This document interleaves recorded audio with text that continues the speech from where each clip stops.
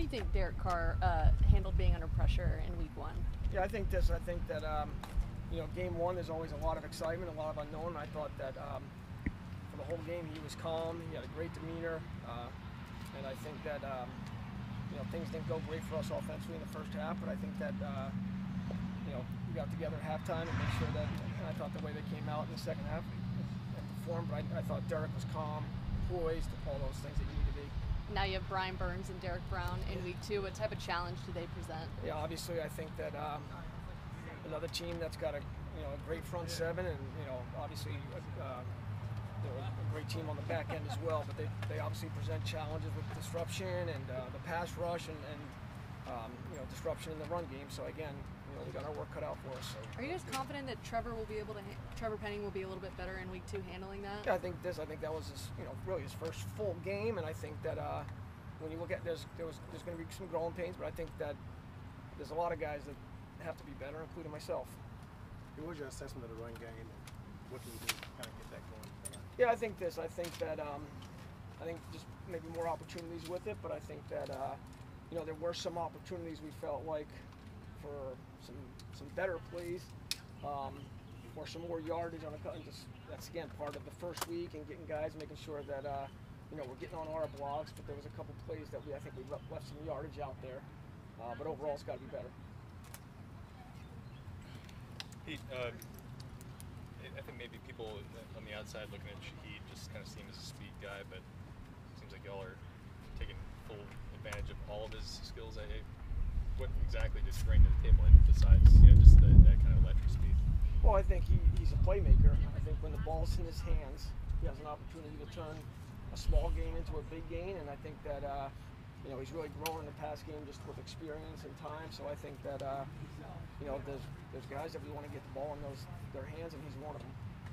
So when you have a quarterback, in his debut game of the team coming to you in that last drive and saying, "I want to go, give me a go," is that something where is that just a level of trust you have with Derek already at this point? Absolutely. I think that he brought it up and said, I think we'll have an opportunity for it, and there's trust. And when you call it, there might be more than one guy that he's potentially has depending on the coverage, but I think we got the matchup we liked, and we got by him. So I think there's always a ton of confidence, particularly when a player during a game or even prior to the game says he has a lot of confidence or feels great about a play as the game's going on.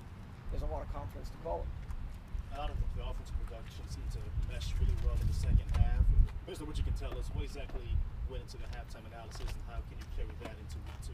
I think we just did some little things differently as far as really starting with my play calling. So I think that we got to be efficient on first and second. We can't be getting ourselves into these third and long situations, and that I've probably said that in the past year before. But all of a sudden you have 10 of our 16 or whatever it was that were 3rd and 7+, and that's the area you don't want to be in. So being more efficient on first and second down.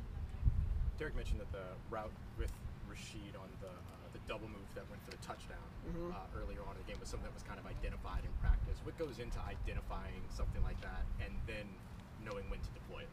I think obviously it's knowing maybe what's the down and distance, when do we like that for that certain situation, and then as you're repping it, you feel good about it. I think that it's been something we've actually repped a few times during training camp, and then it just felt like the right time. So that was something that was identified even earlier than just practice that week. That went back to. I think it was a play that Derek's. We've talked about. Derek has a lot of confidence in that play as well, and we were on the headsets, and another coach said, "Hey, this might not be a bad time if we get enough yardage to get to it," and so we went with it and scored. So we'll give Ron Curry the credit. I was going to ask, how much does he factor into sort of making those decisions in terms of play calling? What's that communication? Listen, he's a big help on game day, and he does a lot of communication with the quarterbacks, and there's a lot of communication on the headsets. And we're just being down on the field with them and communicating.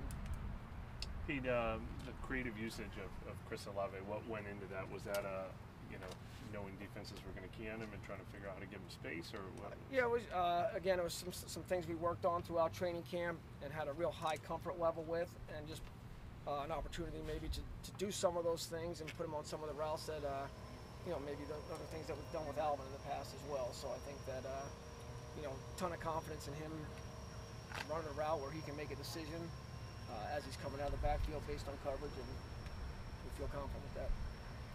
You know, when you're going up against a team that changes defensive coordinators, switches from a 4-3 to a 3-4, but has a lot of the same pieces, how do you kind of factor that in with your game planning? Is there a lot of stuff you end up throwing out because it just doesn't apply anymore? How's that go?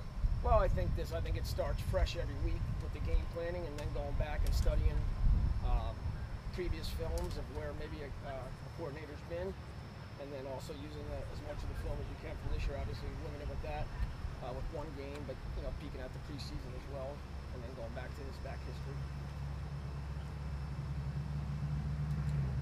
Okay. Thanks, Steve.